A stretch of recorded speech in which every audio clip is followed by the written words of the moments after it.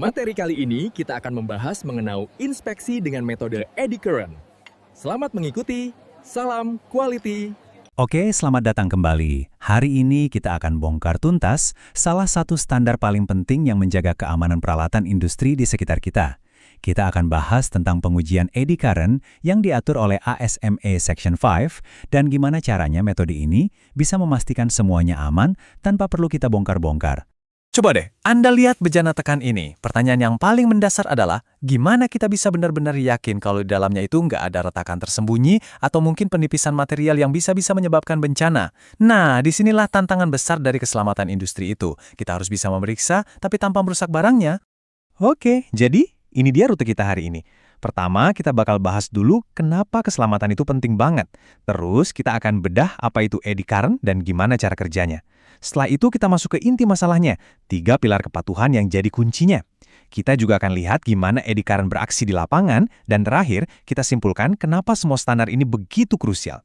Yuk, kita mulai? Oke, pertama-tama kita samakan dulu persepsi kita. Kita perlu paham kenapa sih kita butuh banget metode-metode inspeksi canggih seperti ini? Jawabannya ada di konsep yang namanya NDE, atau pemeriksaan tanpa merusak. Anggap saja ini seni untuk menemukan kecacatan sebelum ia berubah jadi kegagalan fatal. Ini adalah praktik yang super penting untuk menjamin keselamatan dan keandalan, dimanapun, mulai dari pembangkit listrik sampai pesawat terbang. Dan kalau kita bicara soal NDE, ada kitab sucinya, yaitu ASME BPPC, khususnya Section V. Dokumen inilah yang jadi buku panduan utama. Isinya detail banget soal persyaratan dan metode spesifik untuk melakukan NDE dengan benar dan konsisten, dimanapun di seluruh dunia. Nah, dari sekian banyak metode NDE yang ada, sekarang kita akan fokus ke salah satu yang paling serbaguna dan canggih, yaitu pengujian eddy current. Jadi, apa itu pengujian eddy current atau ET? Gampangnya, ini adalah metode yang menggunakan prinsip-prinsip fisika untuk melihat apa yang nggak bisa dilihat mata telanjang. Ini adalah alat yang luar biasa kuat untuk menemukan retakan-retakan super kecil, korosi, atau cacat lain pada material logam. Bingung? Coba bayangin deh, Anda lagi ngaduk madu di dalam toples. Alirannya terasa mulus kan? Sekarang, bayangin ada kerikil kecil di dasar toples. Pas sendok Anda lewat di dekatnya, pasti aliran madunya jadi terganggu. Nah, prinsip eddy current itu mirip banget. Probe-nya menciptakan aliran arus listrik yang berputar, seperti pusaran air kecil, di dalam logam. Kalau ada cacat, aliran itu terganggu, dan probe-nya bisa mendeteksi gangguan itu. Canggih kan? Oke, ini poin yang sangat krusial. Melakukan pengujian ini tuh bukan tebak-tebakan. ASME Section V membangun seluruh prosesnya di atas 3 pilar yang nggak bisa ditawar sama sekali. Prosedur, personel, dan peralatan. Mari kita bedah satu persatu. Pilar yang pertama, ini adalah fondasinya. Setiap inspeksi yang sah wajib punya prosedur tertulis yang detail dan sudah disetujui. Anggap aja ini resep masakan. Setiap langkah, setiap pengaturan, setiap variabel semuanya harus tertulis jelas untuk memastikan hasilnya konsisten dan bisa diandalkan. Nah, yang menarik di sini adalah bagaimana ASME membedakan antara variabel esensial dan non-esensial. Variabel esensial itu hal-hal yang kritis banget, kayak frekuensi atau jenis probe-nya. Kalau Anda ganti salah satunya, wah itu bisa mengubah hasil pembacaan secara total. Makanya, kalau variabel esensial diubah, seluruh prosedur harus diuji ulang dari awal. Sedangkan variabel non-esensial, meskipun tetap penting, perubahannya nggak sampai mengharuskan kualifikasi ulang seluruh prosedur. Lanjut ke pilar kedua, orangnya. Kalau tadi resep, sekarang kokinya. Teknisi yang melakukan pengujian harus benar-benar terlatih dan berkualitas. Kode ASME ini mewajibkan kualifikasi spesifik, sertifikasi, dan bahkan ada pelatihan tambahan untuk teknologi yang lebih baru, supaya mereka bisa menginterpretasikan sinyal dengan benar. Dan yang terakhir, pilar ketiga, peralatannya. Resep sudah ada. Koki sudah jago, sekarang alat masaknya harus sempurna.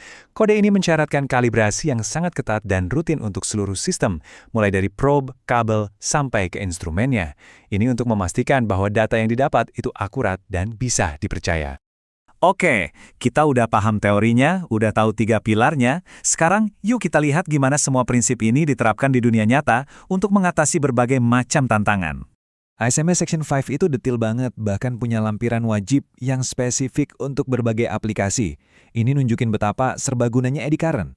Metode ini bisa dipakai untuk memeriksa pipa-pipa super tipis di penukar panas, memeriksa integritas sambungan las, atau bahkan sekedar mengukur ketebalan cat. Luar biasa kan? Nah, sebelum inspeksi beneran dimulai, sistemnya harus dikalibrasi dulu. Caranya, dites pada sebuah material sampel yang sengaja diberi cacat dengan ukuran yang sudah diketahui. Hasilnya seperti yang Anda lihat ini, sinyal yang bersih dan jelas. Inilah yang jadi patokan kondisi baik bagi teknisi. Dan gambar ini menjelaskannya dengan sempurna.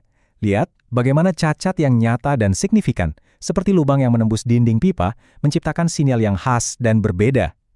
Perbedaan bentuk dan fase sinyal inilah yang memungkinkan teknisi yang ahli untuk tidak cuma menemukan cacatnya, tapi juga memperkirakan seberapa parah kerusakan itu.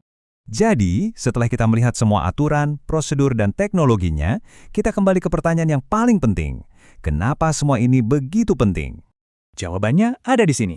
Kepatuhan pada standar ASMI ini bukan cuma soal centang-mencentang daftar periksa atau birokrasi. Setiap prosedur yang diikuti, setiap teknisi yang tersertifikasi, dan setiap alat yang terkalibrasi, semuanya adalah bagian dari sebuah sistem yang dirancang untuk satu tujuan, mencegah kegagalan katastrofik, dan pada akhirnya melindungi nyawa manusia. Dan ini membawa kita ke sebuah pertanyaan untuk direnungkan. Teknologi seperti Eddy Current Array atau ECA terus berkembang pesat, memberikan kita kemampuan yang makin hebat untuk memetakan dan memahami cacat. Pertanyaannya sekarang, apa batasan selanjutnya? Apa tantangan berikutnya dalam upaya kita untuk melihat yang tak terlihat demi menjaga dunia di sekitar kita tetap aman? Jangan lupa untuk subscribe, like, dan share channel ini. Nyalakan juga lonceng notifikasi agar tidak ketinggalan update video inspeksi selanjutnya.